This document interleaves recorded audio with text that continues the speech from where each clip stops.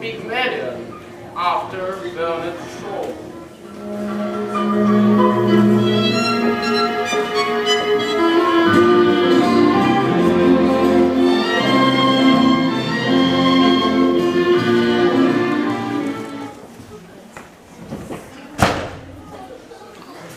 Henry, what are you doing here today? It is my at-home day. You promised not to come. I picked up the girl. Does that mean that some girl has picked you up? Not at all. I don't mean a love affair. What a pity. Why? Well, you never fall in love with anyone under 45. When will you discover that there are some rather nice-looking young women about? Oh, I can't waste time with young women. They are all idiots. Do you know what you would do if you really love me, Henry? Oh, but what? Mary, I suppose. No, stop fidgeting and take your hands out of your pockets. That's a good boy. Now tell me about the girl. She's coming to see you. I don't remember asking her. You didn't. I asked her. Indeed. Why? Well, she's a common flower girl. I picked her in Covent Garden. And invited her to my at-home? Oh, that'll be all right. I've taught her to speak properly. She is to keep to two subjects, the weather and everybody's health. Fine day, how do you do? Everything will be safe. Safe? To talk about our health? About our insides? How could you be so silly, Henry? Well, she must talk about something. Don't worry. She speaks English almost as you talk French. That's satisfactory at all events. Miss and Mrs. Ainsworth Hill. Hola!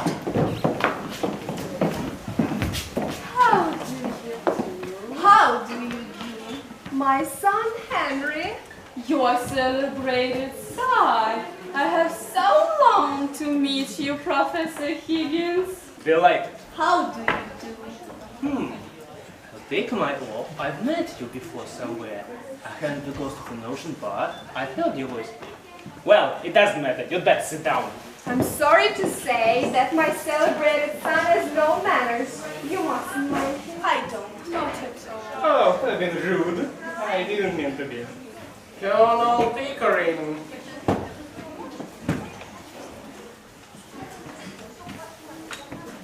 How do you do, Mrs. Higgins? So glad you've come. Do you know Mrs. Ainsworth Hill? Miss Ainsworth Hill? Mr. Ainsworth Hill. God of heaven, enough of them! Very good of you to come, Mr. Ainsworth Hill. Colonel Pickering? I don't think you know my son, Professor Higgins. Dedo, I'll take my oath. I've met you before somewhere. Where was it? I don't think so. It doesn't mean anyhow. Sit down. Miss Doolittle. Oh, mother, here she is. How do you do, Mrs. Higgins? Professor Higgins told me I might come. Quite right. I'm very glad indeed to see you. How do you do, Miss Doolittle? Colonel Pickering, is it not? Professor Higgins. I feel sure I remember your eyes. How do you do? My daughter Clara. How do you do? How do you do? My son Freddie. I certainly had the pleasure. How do you do?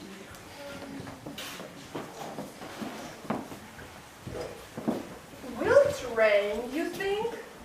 The rain in Spain, they say, stays mainly in the plain.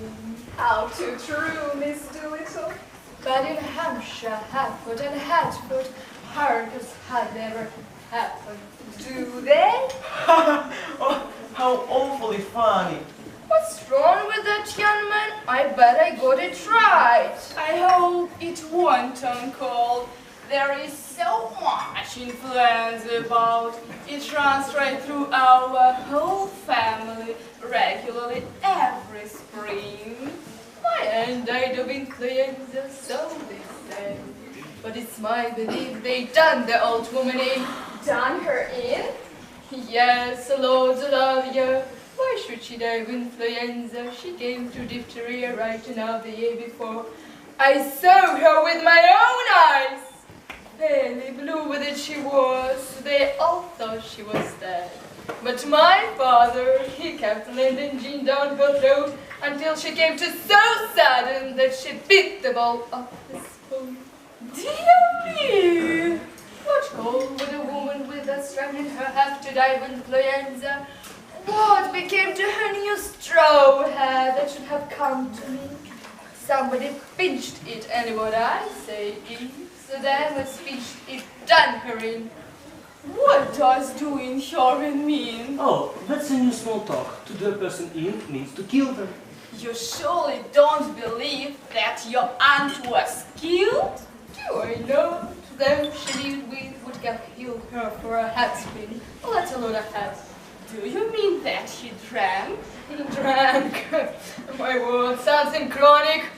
Oh, how dreadful for you. Not a bit. When he was out of work, my mother used to give him 4 pence and tell him go away and not come back until he drunk himself.